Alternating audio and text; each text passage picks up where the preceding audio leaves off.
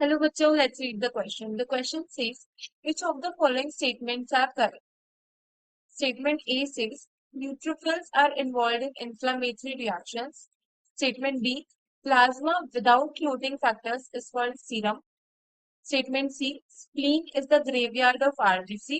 And statement D is, basophils secrete histamine, serotonin, and heparin.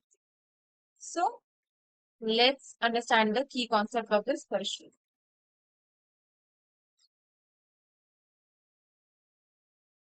तो सबसे पहले इस क्वेश्चन का की कॉन्सेप्ट है immune system in the body.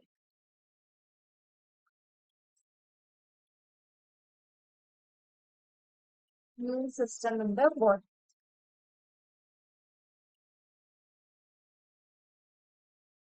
हम सबसे पहले स्टेटमेंट ए की बात करते हैं. स्टेटमेंट ए बोल रहा है कि neutrophils are involve in inflammatory reactions. This statement is wrong because inflammation जब भी हमारी बॉडी में होती है, इन्फ्लामेशन जब भी हमारी बॉडी में होती है, तो सभी इन्फ्लामेटरी रिएक्शंस में बेसोफिल्स इन्वॉल्व रहते हैं, ना कि न्यूट्रोफिल्स. इन्फ्लामेटरी रिएक्शंस में I would say inflammatory reactions में basophils are involved, not neutrophils. Therefore, statement A तो incorrect है. Okay, तो statement B की मैं बात करूं अगर, plasma without clotting factors is called serum. So see, अगर हमारे पास blood है और मैं blood में से cells remove कर दूं, RBC, WBC और cells में remove कर दूं, तो मेरे पास क्या बचेगा? प्लाज्मा. Sales remove. अब इस प्लाज्मा के अंदर प्लाज्मा का कंटेंट होता है 90% water and 8 to 9% solids. Okay, तो अगर मैं इस प्लाज्मा में से क्लॉटिंग फैक्टर्स को भी रिमूव कर दूं, क्लॉटिंग फैक्टर्स रिमूव,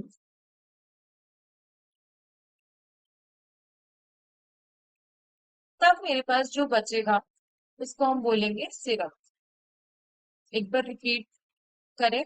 ब्लड में से अगर मैं सब सेल्स, आरबीसी, डब्ल्यूबीसी, मैक्रोफेजेस, सब सेल्स को रिमूव कर दूं, तो मेरे पास बचेगा प्लाज्मा जिसका कॉन्स्टिट्यूएंट होगा 90% वाटर एंड 8 to 9% सॉलिड्स.